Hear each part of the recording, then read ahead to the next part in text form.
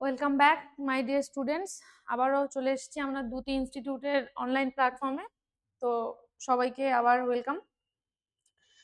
তো আমরা লাস্ট পড়েছিলাম, আমি আবার তোমাদের সুরভি ম্যাম চলে এসেছি তোমাদের বায়োলজির ক্লাস নিয়ে।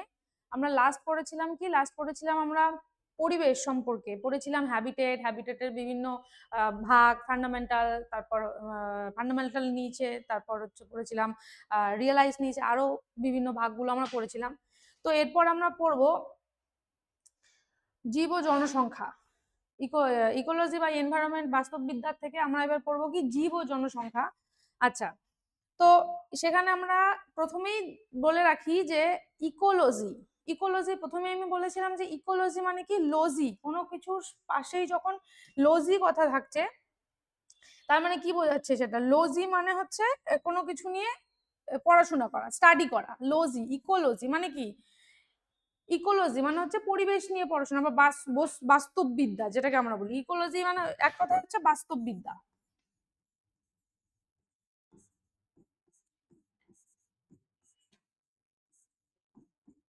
বাস্তববিদ্যা। তো ইকোলজি, এবার সেই ইকোলজিটা কোথা থেকে এসছে? ইকোলজি কথাটা এসছে ওইকোস, মানে হচ্ছে হোম, মানে বাড়ি, যেটাকে আমরা বাড়ি বলি। আর লোগোস মানে তো স্টাডি, আমরা জানি। আর প্রথম কে প্রবর্তন করেছেন এই ইকোলজি শব্দটাকে? প্রথম কে প্রণয়ন করেছেন বা প্রবর্তন করেছেন? আর্নস্ট হেকেল, 1869, এত 1869 খ্রিস্টাব্দে। কিন্তু তারপর সেই ইকোলজি কথাটাকে সঠিকভাবে প্রলোচন করেছিলেন হচ্ছে রেইটার, 1885 খ্রিস্টাব্দে। তো এই গেল আমাদের ইকোলজির একটা ব্যাকগ্রাউন্ড। তো সেখানে ইকোলজি বলতে আমরা কি বুঝি? ইকোলজি মানে কোনো পরিবেশ, এক কথায় পরিবেশ বা বাস্তববিদ্যা, সেটাই আমরা দেখবো যে সেই বাস্তববিদ্যায় কি কি আছে। সেটা একটা বাড়ির এনভায়রনমেন্ট হতে পারে, সেটা একটা পরিবেশের কোনো একটা পার্টিকুলার সিস্টেমের এনভায়রনমেন্ট হতে পারে। তো সেগুলো আমরা দেখবো। আচ্ছা, তো ফার্স্টেই আমরা আসি বাস্তববিদ্যার শ্রেণী বিভাগ। তো বাস্তববিদ্যা তো প্রথমেই বোঝা গেল যে কোনো একটা পার্টিকুলার জায়গার কোনো একটা টাইম পিরিয়ডে আমরা মানে কোনো একটা পার্টিকুলার জায়গার কোনো টাইম পিরিয়ডের একটা অর্গানিজম বা একটা জনসংখ্যা বা একটা পপুলেশনের কি বলবো, সেটা তারা যে থাকছে, বসবাস করছে, তাদের হ্যাবিটেট, ফুড হ্যাবিট কি, তারা তাদের কার সাথে কম্পিটিশন করছে, সেই সব কিছু সেই আমাদের ইকোলজি বা বাস্তববিদ্যার মধ্যে পড়ছে। তাদের লাইফ স্প্যান ধরো, বা তাদের মানে তাদের জীবন, জন্ম থেকে মৃত্যু পর্যন্ত তারা তাদের লাইফে যা যা করছে এবং সেটা তার পরিবেশের উপর কি ইফেক্ট ফেলছে, সেটাই হচ্ছে আমরা দেখবো যে সেটা কি। তো প্রথমেই আমরা এই ইকোলজির একটা তো, আচ্ছা আগে স্লাইডে একটা বলে রাখি, এই যে ইকোলজি, এই ইকোলজিটা আমরা কেন পড়বো, বাস্তববিদ্যা আমরা কেন পড়বো, তার পড়ার আমাদের কি উদ্দেশ্য, এখানে আমাদের কেন মানে পড়ছি। প্রথমত তো দিন দিন আমাদের যে জনসংখ্যা বাড়ছে সেটা একটা কারণ। তারপর হতে পারে, তারপর আর কি হতে পারে, বাসস্থান, খাদ্য, সেগুলো আমাদের একটা মানে বড় একটা হেডেক। এগুলো যে দিন দিন আমাদের পপুলেশন যে হারে বাড়ছে, সেই জায়গায় আমাদের ইকোলজি মানে আমরা যেখানে বসবাস করছি সেটা সম্পর্কে আমরা যদি না জানি, তাহলে কোনো একটা সময় আমরা মানে কি কোনো বড় কোনো কি বলবো আহ মানে আমরা কোনো বিপদে পড়বো, বা সেটা নিয়ে আমরা যদি অবগত না থাকি, যেখানে বসবাস করছি সেই জায়গা সম্পর্কে যদি আমরা না জানি, তাহলে কি মানে আমরা সেখানকার কি বলবো সেই জায়গা সম্পর্কে আমরা জানলাম না।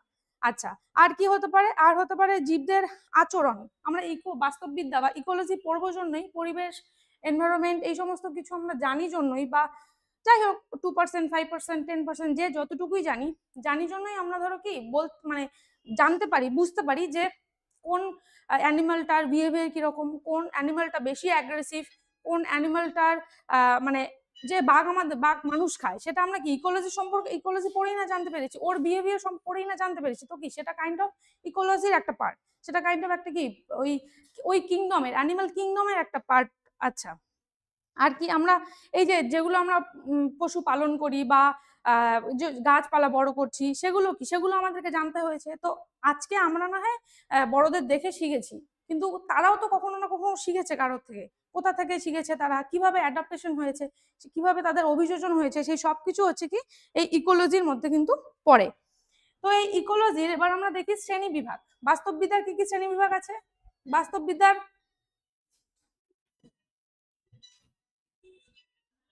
তো আমরা এই ইকোলজির কি দেখবো, এই বাস্তববিদ্যা বা ইকোলজির আমরা কি শ্রেণী বিভাগ দেখবো। মানে শ্রেণী বিভাগ বলতে কি, সেটা কোন কোন ইকোলজিতে কি কি, মানে কোন বাস্তববিদ্যার কি কি পার্ট আছে, কি কি টাইপ আছে, বা নিশ্চয়ই এই পৃথিবীতে শুধুমাত্র একটাই পশু বা একটাই পাখি বা একটাই এনভায়রনমেন্ট এরকম নেই, এক এক জায়গা বিশেষে এক এক রকম পরিবেশ আছে।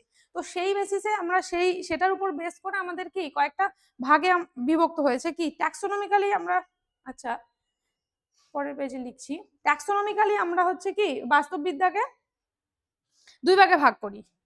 ট্যাক্সোনমি একটা কঠিন টার্ম চলে আসলো। ট্যাক্সোনমি বা কি শ্রেণীবিন্যাসের উপর ভিত্তি করে।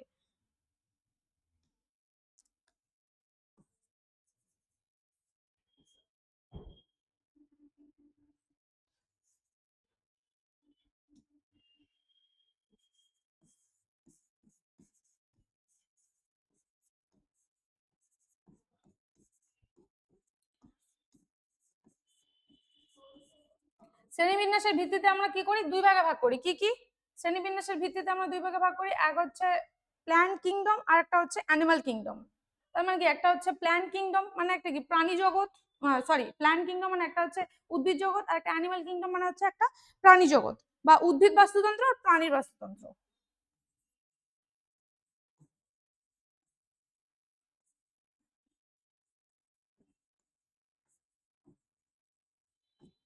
আর একটা হচ্ছে প্রাণী বাস্তুতন্ত্র।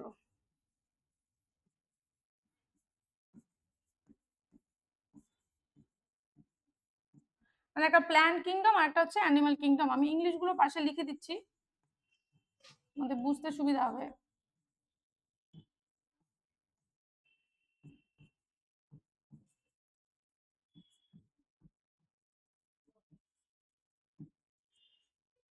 আচ্ছা, তো এই প্ল্যান্ট কিংডম আর হচ্ছে অ্যানিমাল কিংডম। তাহলে শ্রেণীবিন্যাসের ভিত্তিতে মানে ট্যাক্সোনমিক্যালি আমরা দুই ভাগে ভাগ করি, প্ল্যান্ট কিংডম আর অ্যানিমাল কিংডম। দেন বাসস্থানের ভিত্তিতে বা হ্যাবিটেটের উপর বেস করে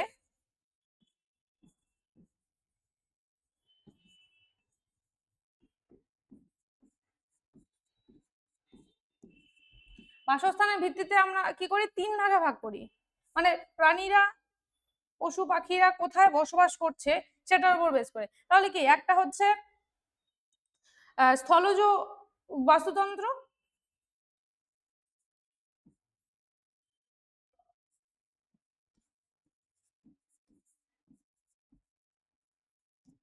একটা হচ্ছে জলজ বাস্তুতন্ত্র,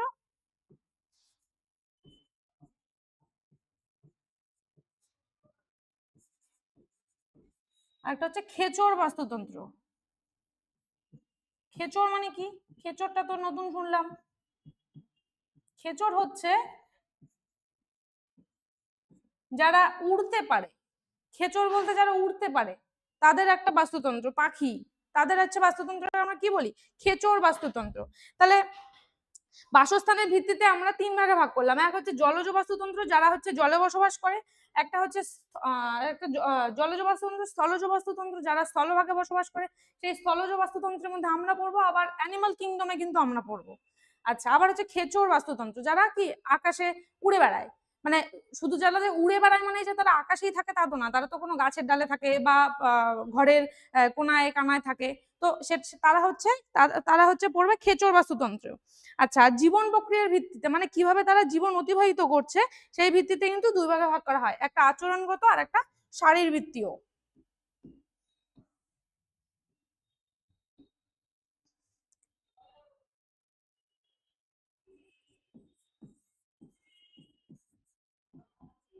জীবন প্রক্রিয়ার উপর ভিত্তি করে তারাও কিন্তু জীবন প্রক্রিয়ার ভিত্তিতে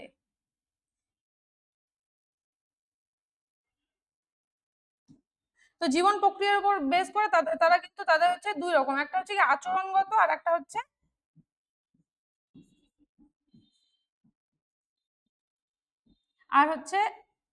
শারীরবৃত্তীয়।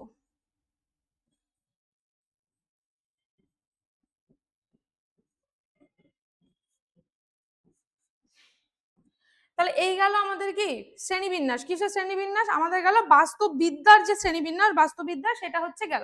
তাহলে বাস্তববিদ্যার শ্রেণীবিন্যাসে আমাদের কি কি পড়লো? শ্রেণীবিন্যাসের তিন ভাগে আমরা ভাগ করলাম। তিন ভাগে ভাগ করলাম, সেটা হচ্ছে কি ট্যাক্সোনমিক্যালি, মানে ট্যাক্সোনমির উপর শ্রেণী বিন্যাসের উপর বেস করে, একটা হচ্ছে উদ্ভিদ বাস্তুতন্ত্র, একটা হচ্ছে প্রাণী বাস্তুতন্ত্র। বাসস্থানের ভিত্তিতে স্থলজ বাস্তুতন্ত্র, জলজ বাস্তুতন্ত্র আর খেচর বাস্তুতন্ত্র। আর জীবন প্রক্রিয়ার উপর ভিত্তি করে আচরণগত আর হচ্ছে শারীরবৃত্তীয়। তো এই হচ্ছে আমাদের বাস্তববিদ্যার, আগের স্লাইডটা যদি দেখি, বাস্তববিদ্যার শ্রেণী বিভাগ। তাহলে সেই শ্রেণী বিভাগের মধ্যে কি, এই যে পাখিদের বাস্তুতন্ত্র তাহলে কি পড়বে, খেচর বাস্তুতন্ত্র পড়বে। আবার কি পাখিদের এই যে পেঙ্গুইনের বাস্তুতন্ত্র পড়বে হচ্ছে কোথায়, জলজ, একদম জলজ বাস্তুতন্ত্রে। সেরকম ভাবেই এই যে কিছু স্থলজ, মানে অ্যানিমাল কিংডমের মধ্যে, অ্যানিমাল কিংডমের কি কি পড়বে, পশু পাখিরা পড়বে, আমরা মানুষেরা পড়বো। তো এই গেল আমাদের, যেমন এই যে কোরাল রিফ বা ম্যারাইন ইকোসিস্টেমে যারা বসবাস করে সেই বাস্তুতন্ত্রটা কি, সেটা হচ্ছে একদম পিওর জলজ বাস্তুতন্ত্র। আর এই গোটাটা হচ্ছে কি আমাদের প্ল্যান্ট কিংডম। তো এই হচ্ছে আমাদের কি বাস্তববিদ্যার শ্রেণী বিভাগ। তো এরপর আমরা পড়বো কি বাস্তববিদ্যার সাংগঠনিক স্তর। কি আছে বাস্তববিদ্যার সাংগঠনিক স্তরে? একটা বাস্তুতন্ত্র বা একটা ইকোসিস্টেম শুধুমাত্র কিন্তু একটা ইন্ডিভিজুয়াল বা একটা অর্গানিজম বা একটা প্রাণী বা একটা পশু বা একটা উদ্ভিদের উপর কিন্তু ডিপেন্ড করে তৈরি হয় না। কি হয়, একটা বাস্তুতন্ত্রে ভ্যারাইটিস অফ, মানে বিভিন্ন রকমের পশু পাখি থাকে, বিভিন্ন রকমের অ্যানিমাল থাকে, বিভিন্ন রকমের গাছ থাকে, যদি সেটা প্ল্যান্ট কিংডম হয়।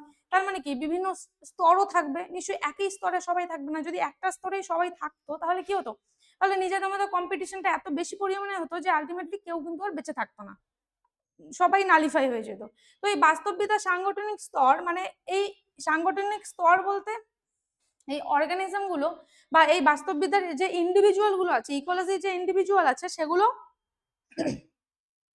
সেই স্টেপস গুলো, তারা কে কে কোন কোন স্টেপে বসবাস করছে। এখানে ছবিতে তোমরা দেখতে পাচ্ছ কি বলছে, এই যে একটা হরিণ আছে, সেটা কি, তাহলে একটা অর্গানিজম বা একটা ইন্ডিভিজুয়াল। এবার যখনই এক হরিণ বলো বা আমি একটা মানুষ বলো, তো সেটা কি হচ্ছে, একটা অর্গানিজম, একটা ইন্ডিভিজুয়াল। তার প্রথমেই কি হচ্ছে, তার হচ্ছে একটা জীব। প্রথমেই আমরা দেখতে পাবো একটা হচ্ছে জীব। আচ্ছা, জীব হলো। তো এবার সেই জীবটা, একটা জীব তো একা বসবাস করবে না, সেই জীবটা কি করছে, আস্তে আস্তে বংশ বিস্তার করছে। এবার এই হরিণটা বংশ বিস্তার করলে নিশ্চয়ই হরিণই হবে, হরিণটা থেকে নিশ্চয়ই বাঘ হবে না। তো কি হলো, এই হরিণ থেকে হরিণের একটা পপুলেশন তৈরি হলো। পপুলেশন বলতে কি বোঝায়, পপুলেশন হলো একই জায়গায়, একই হ্যাবিটেট, মানে একই জায়গায় বসবাস করছে, একই হ্যাবিটেটে তারা কি করছে, অনেকগুলো হরিণ একসাথে বসবাস করছে। সেটা হচ্ছে কি হলো, তাহলে জীব থেকে তৈরি হলো জনসংখ্যা। জীব থেকে আসলো কি, জনসংখ্যা।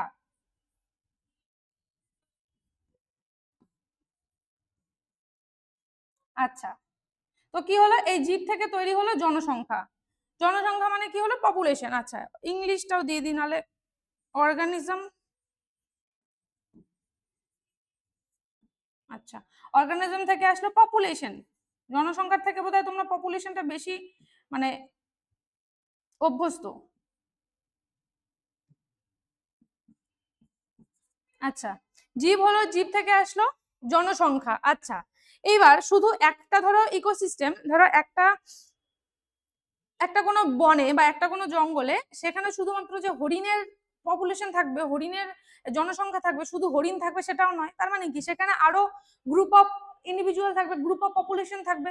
তার মানে সেটা কি, সেই গ্রুপ, সেই একসাথে যে গ্রুপ, জনসংখ্যার যে একসাথে একটা গ্রুপ, সেটাকে আমরা কি বলছি। তাহলে সেখান থেকে চলে আসলো, জীব থেকে তৈরি হলো জনসংখ্যা, জনসংখ্যা থেকে আসলো কি আলাদা আলাদা জনসংখ্যার গ্রুপ, হলো সেটা কি কমিউনিটি বা সম্প্রদায়।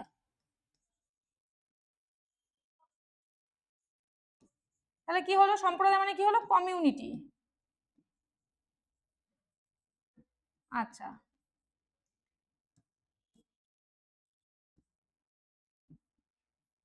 তাহলে জীব, একটা জীব থেকে তৈরি হলো কি পপুলেশন, জনসংখ্যা, অনেকগুলো একই প্রজাতির জীব। সেই অনেকগুলো একই প্রজাতির জীব একই জায়গায় বসবাস করছে, তো সেটা সে শুধুমাত্র ওই জঙ্গলটায় একাই থাকবে এরকমটাও নয়। তারপর সে কি তৈরি হলো, সম্প্রদায় বা কমিউনিটি। একটা বিভিন্ন বিভিন্ন জীবের এক একটা করে জনগোষ্ঠী তৈরি হলো। যেরকম আমরা যদি মানুষের মধ্যে বলি, তাহলে কি হলো, আমি একটা মানুষ, আমার থেকে ধরো আমার মেম্বার তৈরি হলো। তো তারপরে কি হচ্ছে, সেটা কি হচ্ছে জনসংখ্যা বা পপুলেশন, আমার পপুলেশন হলো। তারপর সেখান থেকে আসবে সম্প্রদায়। এবার আমি কি তখন আমাদের কি আমাদেরও জনগোষ্ঠী আছে, বিভিন্ন বিভিন্ন সম্প্রদায় আছে, ইহুদি আছে, আমরা আছি, হিন্দু আছে, মুসলিম আছে, খ্রিস্টান আছে, তো কি তারা এক একটা করে কমিউনিটি, এক একটা করে সম্প্রদায়। আচ্ছা, তো জীব, জনসংখ্যা, সম্প্রদায়, তারপরে কি হলো অর্গানিজম, পপুলেশন, কমিউনিটি, তারপর আসলো কি এবার এরকম সম্প্রদায় যখন অনেকগুলো হচ্ছে, এক একটা একটা ইকোসিস্টেমে অনেকগুলো সম্প্রদায় তৈরি হচ্ছে, সেই অনেকগুলো সম্প্রদায় মিলে একটা কি হচ্ছে ইকোসিস্টেম, বা একটা কি হচ্ছে বাস্তুতন্ত্র, ইকোসিস্টেম, বাস্তুতন্ত্র। তারা সবাই তো একটা বাস্তুতন্ত্রেই থাকছে, এক ইকোসিস্টেমেই তো থাকছে।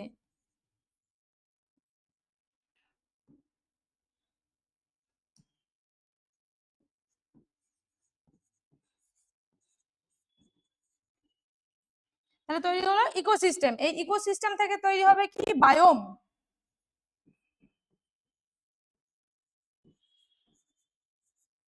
বায়োম। আর বায়োম থেকে তৈরি হবে কি বায়োস্ফিয়ার।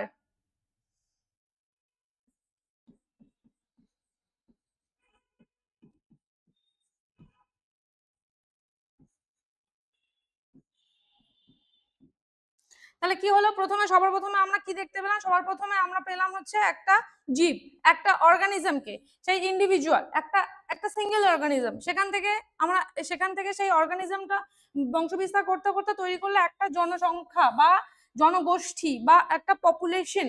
ওই একই প্রজাতির একটা হরিণেরই কিন্তু একটা জনগোষ্ঠী তৈরি হলো, একটা পপুলেশন তৈরি হলো। সেই পপুলেশনটা বিভিন্ন, এবার একটা পপুলেশন, হরিণের পপুলেশনটা তো আছেই, শুধু হরিণটা তো আছেই, এবার সেই হরিণ পপুলেশনের সাথে সাথে কি হচ্ছে হাতির হচ্ছে, বানর হচ্ছে, বাঘ হচ্ছে, পেঁচা হচ্ছে, তো সেটা হচ্ছে কি একটা সম্প্রদায়, সেটা তৈরি হয়ে গেল একটা কমিউনিটি, একটা সম্প্রদায়।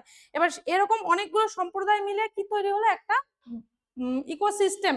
তো একটা ইকোসিস্টেমে কি অনেকগুলো সম্প্রদায় থাকছে, সেই অনেকগুলো সম্প্রদায়ের মধ্যে কি অনেকগুলো পপুলেশন থাকছে, অনেকগুলো পপুলেশনের মধ্যে যদি আমি একটা পার্টিকুলার একটা পপুলেশনকে যদি দেখি, তাহলে কি সেই পপুলেশনে শুধুমাত্র এক প্রকারেরই অর্গানিজম আছে, এক প্রকারেরই ইন্ডিভিজুয়াল আছে। আর সেই ইকোসিস্টেম থেকে তৈরি হলো বায়োম, বায়োম থেকে কিন্তু তৈরি হচ্ছে আমাদের বায়োস্ফিয়ার। তো এই হচ্ছে আমাদেরকে বিভিন্ন স্তর, বায়োস্ফিয়ার বা হচ্ছে কি বায়োস্ফিয়ারকে আমরা কি বলি, বায়োস্ফিয়ার বা হচ্ছে জীব মন্ডল,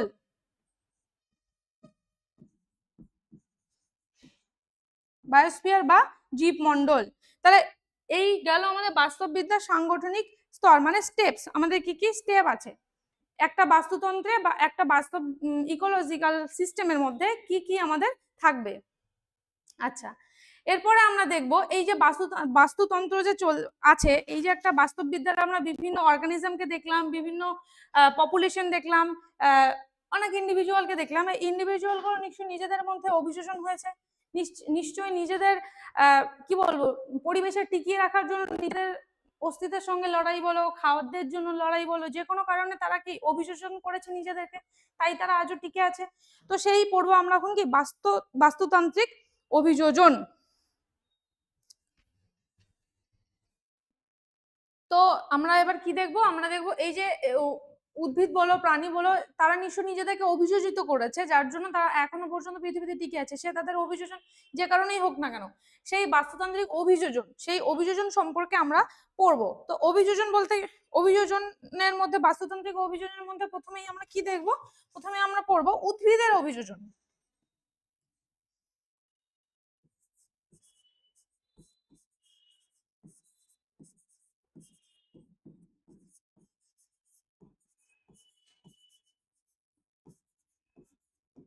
আচ্ছা, তো প্রথমেই আমরা দেখব একটা উদ্ভিদের অভিযোজন।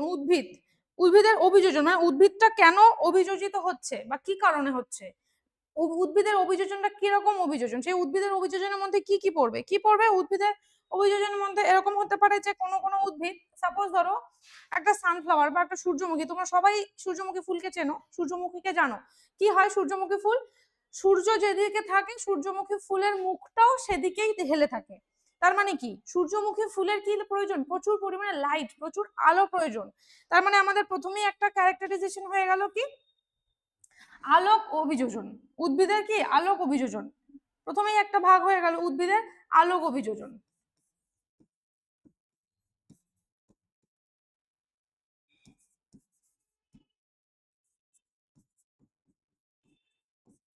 আচ্ছা, তাহলে আলোক অভিযোজনের মধ্যে অবশ্যই কম আলো বেশি আলো হবে।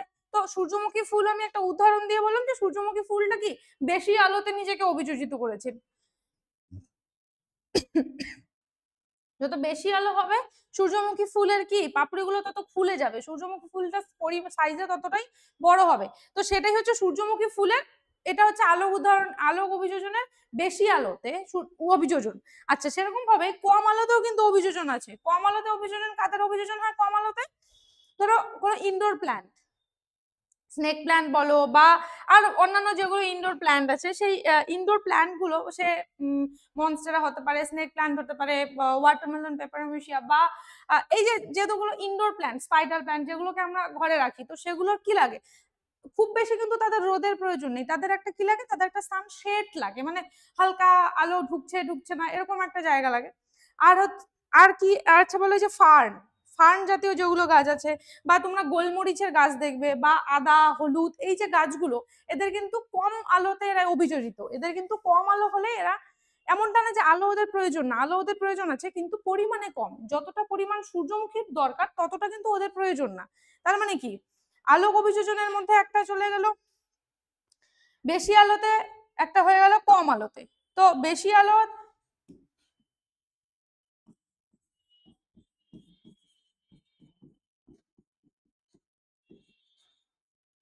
বেশি আলোতে একটা অভিযোজন আর একটা কি কম আলোতে অভিযোজন। তাহলে এই গেল আমাদের আলোক অভিযোজন, উদ্ভিদের আলোক অভিযোজন। আচ্ছা, এরপর আমরা দেখব উদ্ভিদের জঙ্গল উদ্ভিদের অভিযোজন। যেসব উদ্ভিদ জঙ্গলে থাকে তারা কিভাবে নিজেদেরকে অভিযোজিত করে। যেমন প্রথমেই আসি আমরা ক্যাকটাস, ক্যাকটাস জাতীয় যে সমস্ত উদ্ভিদ বা ফণিমনসা, ক্যাকটাস, এই টাইপের যে সমস্ত উদ্ভিদ, তারা কি করে, তাদের যে পাতা আছে সেগুলো কিন্তু কাঁটায় রূপান্তরিত হয়। কারণ কেন, তারা হচ্ছে এই ক্যাকটাস জাতীয় উদ্ভিদেরা কোথায় থাকে, মরুভূমি অঞ্চলে বেশি থাকে। তো সেখানে কি জলের পরিমাণ খুবই কম, তো ওদের যাতে জল অপচয় না হয়, যাতে জল বাষ্পীভূত হতে না পারে, তাদের জন্য কি হয়, ওরা কি করে, তাদের হচ্ছে পাতাগুলো কাঁটায় পরিণত হয়। আর ওদের কি হয় গোটা, আচ্ছা আমি লিখেই দিচ্ছি একটা দুটো পয়েন্ট। প্রথমত কি হয়, ওদের পাতাগুলো কাঁটায় পরিণত হয়,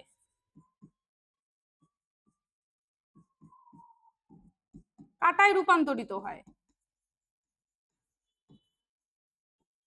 আচ্ছা, আর কি হয়, পাতা পাতা কাঁটায় রূপান্তরিত হয়। আর কি হয়, ওদের গায়ে, মানে ওদের টোটাল যে স্টেমটা, কাণ্ডটা আছে, গোটাটার উপরে কি একটা কিউটিকলের আবরণ থাকে, মানে কি একটা মোম জাতীয় একটা পদার্থের আবরণ থাকে, মানে কি কিউটিকল দ্বারা আবৃত থাকে। আর হচ্ছে কি হয়, এই যে অ্যালোভেরা, এই যে অ্যালোভেরাকে বাংলায় কি বলে, অ্যালোভেরা বা ঘৃতকুমারী যাকে আমরা বলি। তো এই অ্যালোভেরার কি হয়, অ্যালোভেরাও কিন্তু মানে জল কম লাগে, ও জল বাষ্পীভূত কম হয়, এই জন্য কি হয়, ওর হচ্ছে কাণ্ড, কাণ্ড বা পাতা যেটাই বলো, সেটা ওর কিন্তু একটা, ওর কিন্তু কোনো নির্দিষ্ট কাণ্ড নেই, ওর পাতাটাই কাণ্ড হিসেবে কাণ্ডতে রূপান্তরিত হয়ে গেছে। তো সেটা কি হয়, পুরু হয়, অনেকটা মোটা হয়, আর কি ভেতরে অনেক বেশি পরিমাণে জলও সঞ্চয় করে রাখতে পারে। আর উপর উপর অ্যালোভেরার উপরটা তোমরা দেখবে জল কিন্তু আটকায় না, কি হয় উপরে একটা মোমের প্রলেপের মতো থাকে। আর কি আছে, শিয়াল কাটা, বাবলা, এই সমস্ত যে উদ্ভিদগুলো আছে এরা কিন্তু কি খরা প্রতিরোধী, মানে অনেক বেশি খরাতেও এরা কিন্তু জন্মায়। আর একটা উদ্ভিদ আছে অ্যাস্ট্রোগ্যালাস, এই যে অ্যাস্ট্রোগ্যালাস এই উদ্ভিদটা কি হয়, এই উদ্ভিদটা গ্রীষ্মকালে,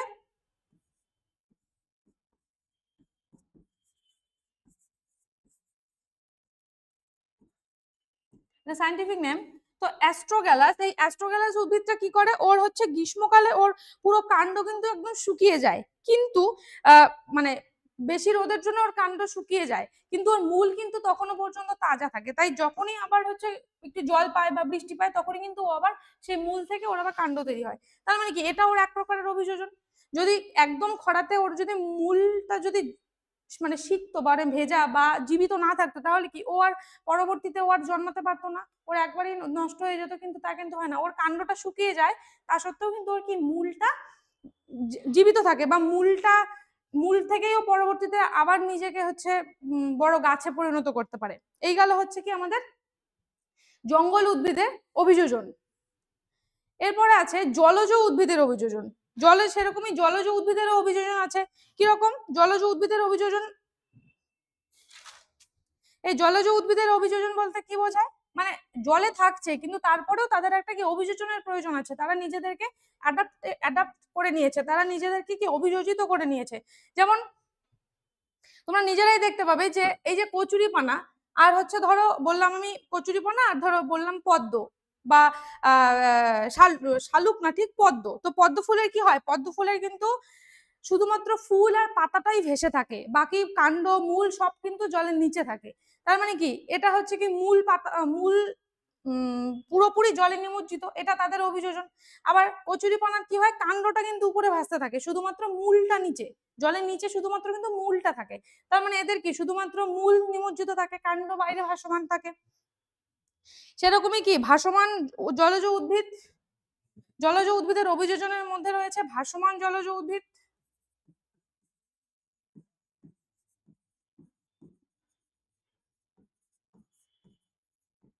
এই ভাসমান জলজ উদ্ভিদের মধ্যে কি রয়েছে, ভাসছে জলজ উদ্ভিদ, সেটা হচ্ছে কি কচুরিপানা। আচ্ছা, রয়েছে মূলযুক্ত জলে নিমজ্জিত উদ্ভিদ, কি রয়েছে মূলযুক্ত জলে নিমজ্জিত উদ্ভিদ, মূলযুক্ত নিমজ্জিত জলজ উদ্ভিদ। আর রয়েছে মূলযুক্ত, ওই এই জায়গাটা কাটিস, তোকে কাটতে হবে না, জায়গাটা খুব। তো এই জলজ উদ্ভিদের অভিযোজনের মধ্যে প্রথমেই রয়েছে কি ভাসমান জলজ উদ্ভিদ। ভাসমান জলজ উদ্ভিদ বলতে কি বলছে, উদ্ভিদটা ভাসছে, কিন্তু তাহলে কি এই যে কচুরিপানা দেখতে পাচ্ছ তোমরা, কচুরিপানা কি শুধুমাত্র কিন্তু মূলটা জলের নিচে আর বাকি কাণ্ড ফুল সব কিন্তু জলের উপরে, তাহলে কি ভাসমান জলজ উদ্ভিদ। আচ্ছা, এরপরেই রয়েছে ভাসমান জলজ উদ্ভিদের পরে রয়েছে মূলযুক্ত, মূল নিমজ্জিত আর কি, মানে মূলটা শুধুমাত্র জলে,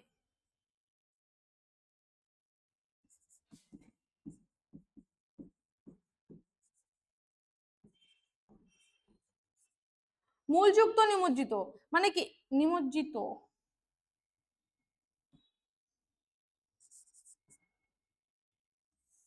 তার মানে কি মূলটা জলের নিচে, মূলটা জলের নিচে থাকছে, মূলযুক্ত নিমজ্জিত মানে মূল জলের নিচে বাকি জিনিসটা জলের উপরে, তার সেটা হচ্ছে কি পাতা শ্যাওলা।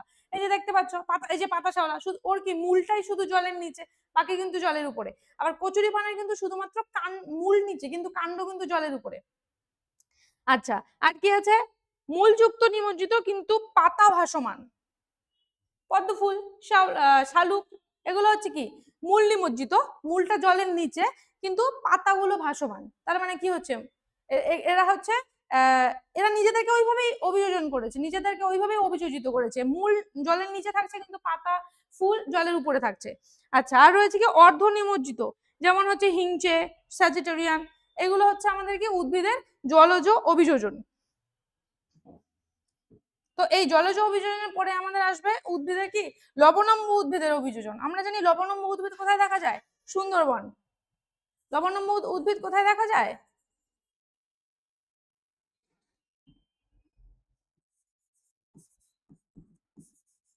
সুন্দরবন। তাহলে সুন্দরবনের লবণাম্ব উদ্ভিদ, লবণাম্ব উদ্ভিদের মধ্যে কি আছে হোগলা, তারপরে কি আছে ম্যানগ্রোভ উদ্ভিদ, যাকে আমরা এক কথায় বলি, যাকে আমরা এক কথায় কি বলি ম্যানগ্রোভ,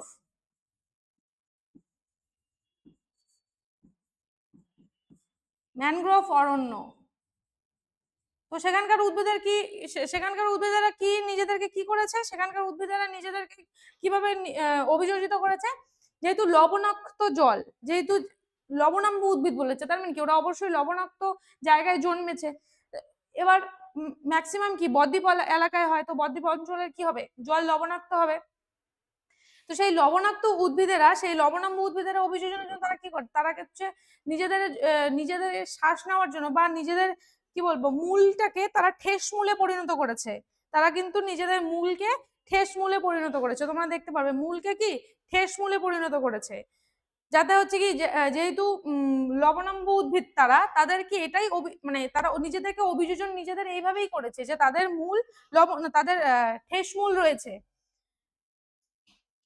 উদাহরণ হিসেবে কি আমাদের সুন্দরবন ম্যানগ্রোভ অরণ্য। আচ্ছা, এই পর্যন্ত গেল আমাদের কি উদ্ভিদের অভিযোজন। তাহলে উদ্ভিদের আমাদের তিনটে অভিযোজন গেল, এক হচ্ছে উদ্ভিদের আলোক অভিযোজন, জঙ্গল উদ্ভিদের, জলজ উদ্ভিদের আর লবণাম্ব উদ্ভিদের, মানে আমাদের টোটাল চারটে গেল, তিনটে না চারটে অভিযোজন গেল। এরপর আমরা দেখব প্রাণীর অভিযোজন। একটা প্রাণী কিভাবে তার অভিযোজন করছে। প্রাণীর অভিযোজনের মধ্যে ছবি থেকেই বুঝতে পারছো এটা কি প্রাণীর জলজ অভিযোজন।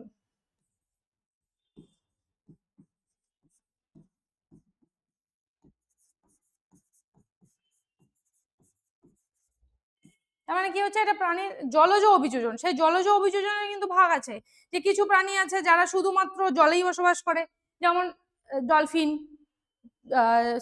তিমি, বা ধরো হচ্ছে প্লাটিপাস, বা ধরো হচ্ছে সিল। এগুলা কি সিল বরফেও থাকে, জলেও থাকে। আচ্ছা, তো এরা হচ্ছে যেমন রুই মাছ, এরা হচ্ছে কি শুধুমাত্র একদম মানে প্রাথমিকভাবেই তারা জলেই থাকছে। তাদের অভিযোজনের ফলে কি হচ্ছে, এই প্রাণীর জলজ অভিযোজন, তাদের দেহ কি হচ্ছে, মাকুর মতো দেহ তৈরি হচ্ছে, যাতে কি তারা জলের স্রোত মানে কাটাতে পারে, জলের তাদের যাতে স্পিড হয়। আর কি হয়, তাদের পাখনা থাকে, আর কি থাকে, বায়ুথলি থাকে, মায়োটম পেশি থাকে। আচ্ছা, আবার কিছু কিছু প্রাণী আছে যারা জলে থাকছে, স্থলেও থাকছে। যেমন ধরি আমি হাঁস, তারা কি করছে, জলেও থাকছে, স্থলেও থাকছে। তার জন্য তাদের হাঁসের জন্য কি আছে, তাদের পায়ে কিন্তু লিপ্ত পদ আছে, যেটা আমাদের আর কার থাকে, ব্যাঙের থাকে। তো এদেরকে বলে হচ্ছে কি গৌণ জলজ অভিযোজন।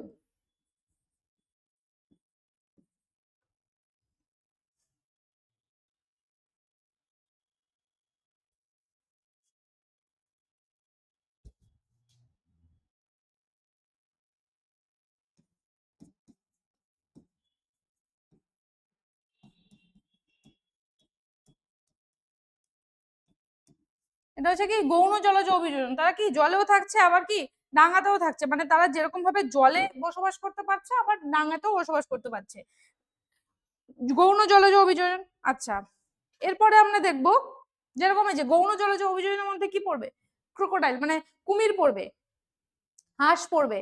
আচ্ছা, এরপর আমরা দেখব প্রাণীর খেচর অভিযোজন। আগে আমি বলেছি খেচর, খেচর মানে কি যারা উড়তে পারে, যারা উড়তে পারে তারাই হচ্ছে কি খেচর প্রজাতির মধ্যে পড়ে। মানে পাখি বা ধরো যে কোনো উড়ুক্কু জিনিস মানে উড়ছে এরকম, সেটা হচ্ছে কি প্রাণীর খেচর অভিযোজন। তো সেই খেচর অভিযোজনের মধ্যে তো অনেক কিছু পড়বে।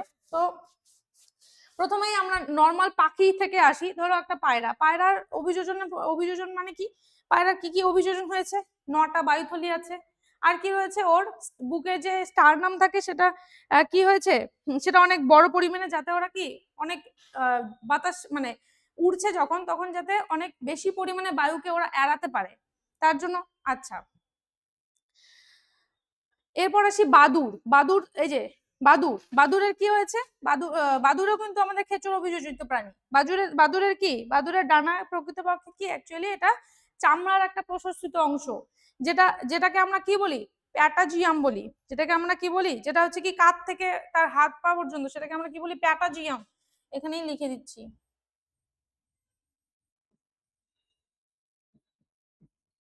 প্যাটাজিয়াম নামটা মনে রাখবে। তাহলে কি বাদুড়ের যে এরকম ডানাকে আমরা কি বলি, প্যাটাজিয়াম বলি। আচ্ছা, এরপরে রয়েছে উড়ুক্কু মাছ। ওদের কি, ওদের লেজটার মাঝখানে কি ভাগ করা, যার জন্য কি ওরা কিন্তু উড়েও যেতে পারে, জলে যেরকম সাঁতারও কাটতে পারে সেরকম তারা উড়েও যেতে পারে। এই হচ্ছে আমাদের উড়ুক্কু মাছ। আচ্ছা, তারপর আমাদের দেখবো কি উড়ুক্কু ব্যাং। ওদের কি আছে, ওদেরও প্যাটাজিয়াম দেখা যায়। উড়ুক্কু ব্যাং, এই যে উড়ুক্কু ব্যাং, এদেরও কি থাকে, প্যাটাজিয়াম।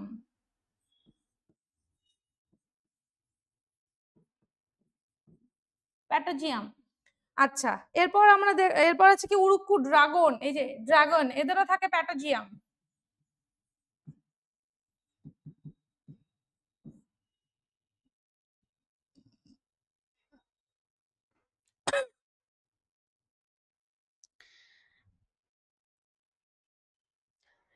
এরপর আমাদের কি আছে, এক রকমের উড়ুক্কু সাপ আছে, যেটা কি এক গাছ থেকে আরেক গাছে, এই যে দেখতে পাচ্ছ এক গাছ থেকে কিন্তু আরেক গাছে উড়ে যাচ্ছে, সেটা হচ্ছে উড়ুক্কু সাপ, ক্রাইসোপিলিয়া। কি নাম, এটার নাম হচ্ছে, আচ্ছা,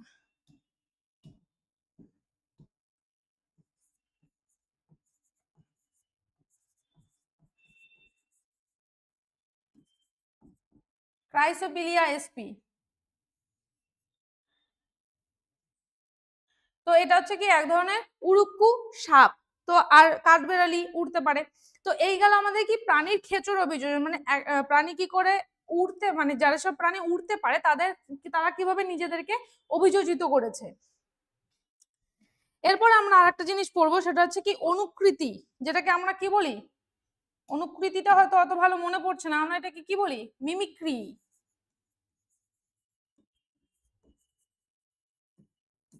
যেটাকে আমরা কি বলি, মিমিক্রি। মানে কি, একটা প্রাণী বা একটা উদ্ভিদ কি করছে, নিজেকে রক্ষা করার জন্য তারা হয় অন্য একজনের রূপ নিচ্ছে, সেটা হচ্ছে কি মিমিক্রি। আমরা হয় না অনেক সময় কোনো টিচার বা কোনো ম্যামের ভয়েসে কথা বলছি, ওরকম টোনে কথা বলছি, ম্যাম যেভাবে বকে বা ম্যাম যেভাবে কথা বলে, তো সেটা কি কাইন্ড অফ আমি তাকে মিমিক করছি। তো সেই হচ্ছে আমাদের কি মিমিক্রি বা অনুকৃতি। তো এই মিমিক্রি বা অনুকৃতি কিন্তু 3 রকমের হয়। কি কি হয়, একটা হয় প্রোটেক্টিভ। আচ্ছা, আগে টাইপস গুলো লিখে নি। সেই মিমিক্রি কিন্তু হয় 3টা। একটা হয় প্রোটেক্টিভ,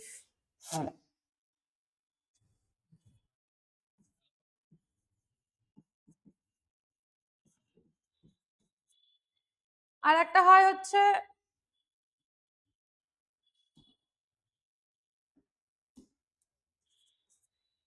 অ্যাগ্রেসিভ।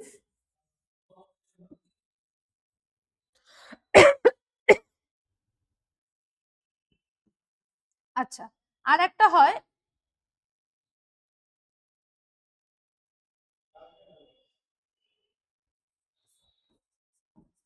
কনসিয়াস। তো এই হচ্ছে আমাদের কিন্তু 3টে মিমিক্রি। তো এই অনুকৃতি বা মিমিক্রি 3টে। প্রোটেক্টিভ মানে কি বলছে, প্রোটেক্টিভ মানে যে মিমিক্রিটা করে কোন একটা প্রাণী বা কোন একটা উদ্ভিদ নিজেকে কোনো কিছুর কাছ থেকে নিজেকে প্রোটেক্ট করছে, নিজেকে রক্ষা করছে। মানে কি, সেটা কোন রকম শিকার হতে পারে, বা সে কোন রকম মানে কেউ তাকে শিকার করতে আসছে, সেটা মানে ওই শিকারীর চোখেও ধুলো দিতে পারে নিজেকে মিমিক করে। আর অ্যাগ্রেসিভ কি, অ্যাগ্রেসিভ হচ্ছে মানে প্রোটেক্টিভ গেল নিজেকে রক্ষা করছে, নিজেকে লুকিয়ে রাখছে। আর অ্যাগ্রেসিভ হচ্ছে ও অ্যাগ্রেসিভ মানে ও হয়তো লুকিয়ে আছে কাউকে শিকার করবে বলে, সেটা হচ্ছে কি অ্যাগ্রেসিভ। আর কনসিয়াস হচ্ছে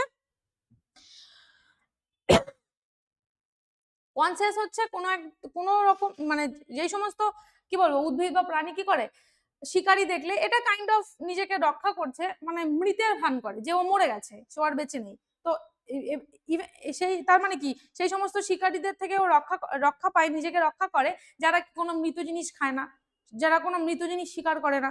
তো সেইটা হচ্ছে আমাদের কি কনসাস মিমিক্রি।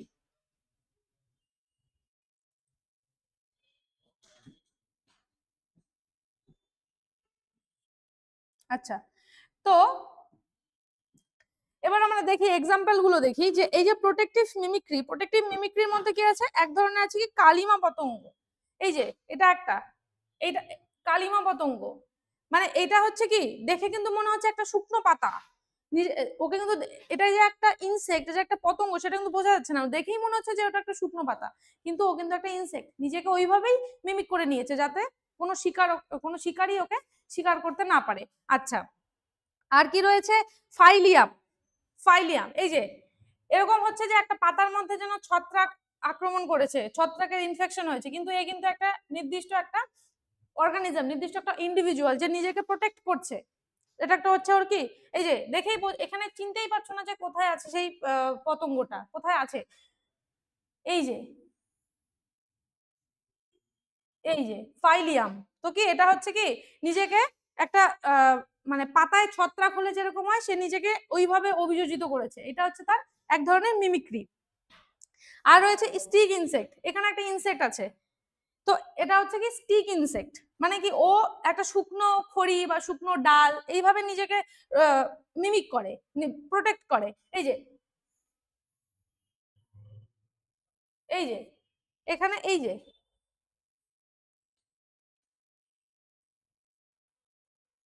এই হচ্ছে, এইটা হচ্ছে কি স্টিক ইনসেক্ট, এটা এক ধরনের ইনসেক্ট। তো এই গেল আমাদেরকে প্রোটেক্টিভ, মানে ওরা নিজেদেরকে রক্ষা করছে। আর একটা হচ্ছে এই যে অ্যারিসিমা, এটা একটা কি কচু জাতীয় উদ্ভিদ, যে তার কি ফুল, কাণ্ড এবং ফুলের কালার এবং কাণ্ডের কালার এরকম ভাবেই রয়েছে, দেখেই মনে হচ্ছে যে একটা সাপের ফনা। তো ও নিজেকে এইভাবেই প্রোটেক্ট করছে। তো এইটা হচ্ছে গেল ওদের, এটা হচ্ছে গেল কি ওদের প্রোটেক্টিভ মিমিক্রি। এবার আসি অ্যাগ্রেসিভ মিমিক্রি। অ্যাগ্রেসিভ মিমিক্রি কি, মাকড়সা যখন জাল বনে তখন কিন্তু আমরা মাকড়সার জাল কিন্তু আমাদের হাতে চোখে বা মাথায় না লাগলে আমরা কিন্তু বুঝতে পারি যে এখানে একটা মাকড়সার জাল আছে। খুব বেশি লাইট না থাকলে কিন্তু আমরা বুঝতে পারি না যে এখানে মাকড়সার জালটা রয়েছে। আমরা সেটাকে হাত দিলে বা হাতে লাগলে একটু চিটচিট করছে তখন আমরা কিন্তু বুঝতে পারি। তো কি মাকড়সা যে জাল বিছোয় সেখানে কি মাকড়সা কিন্তু থাকে একটা ইনসেক্ট পড়ার অপেক্ষায়। তো সেইটা কাইন্ড অফ কি সেই মাকড়সার ওটা কি একটা অ্যাগ্রেসিভ আর কি মাকড়সা ফুলের মধ্যে বসে ফুলের মতো আকার ধারণ করে। এইটা হচ্ছে কি মাকড়সার একটা অ্যাগ্রেসিভ মিমিক্রি।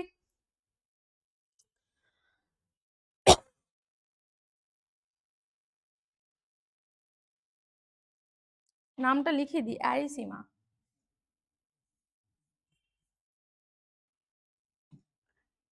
মনে থাকবে না তোমাদের, তোমরা ভুলে যেতে পারো, তো নামটা লিখেই দিচ্ছি।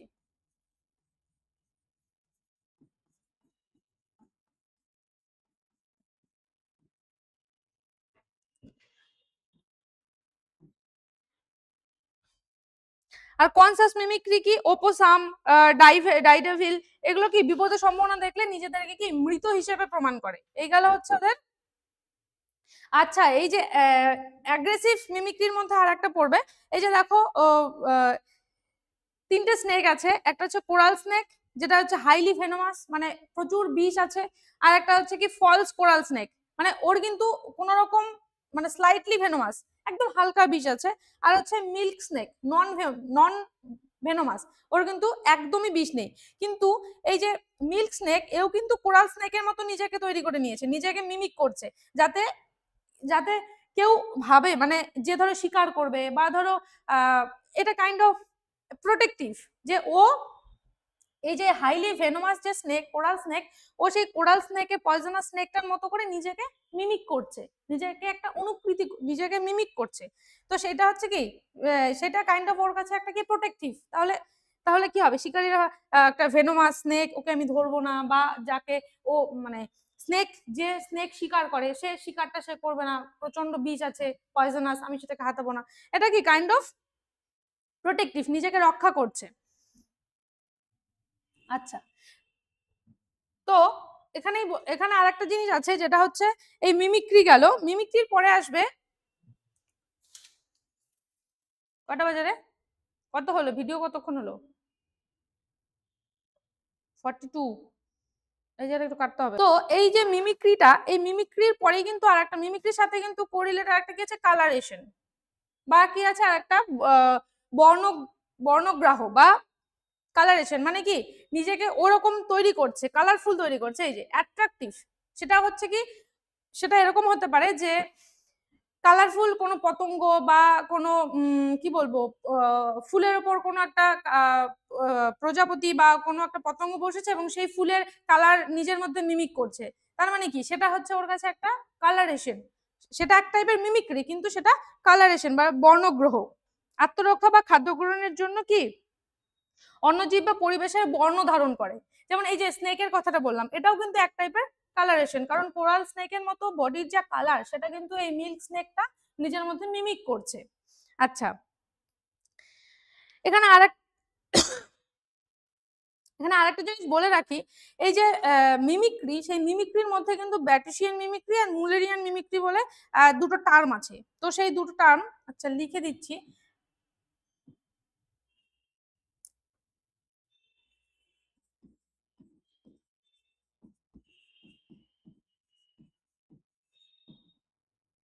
মুলেরিয়ান অনুকৃতি আর হচ্ছে বেটেশিয়ান অনুকৃতি।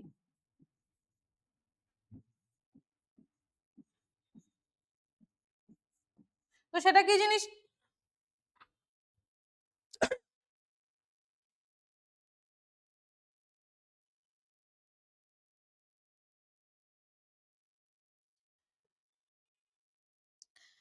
এই যে প্রজাপতি দেখছো কিছু কিছু প্রজাপতি আছে যেগুলো খুব কি বলবো পয়জনাস বা সেগুলো খুব হচ্ছে মানে ক্ষতিকারক হার্মফুল, সেই প্রজাপতিগুলো কি করে নিজেদের মধ্যে নিজেরাই হচ্ছে মিমিক করছে, মানে সবাই একই রকম কালারেশন হচ্ছে, সেটা হচ্ছে যাতে বোঝা যায় যে এই প্রত্যেকটা প্রজাতি হার্মফুল। তো সেইটা কিন্তু আমাদের হচ্ছে মুলেরিয়ান অনুকৃতি।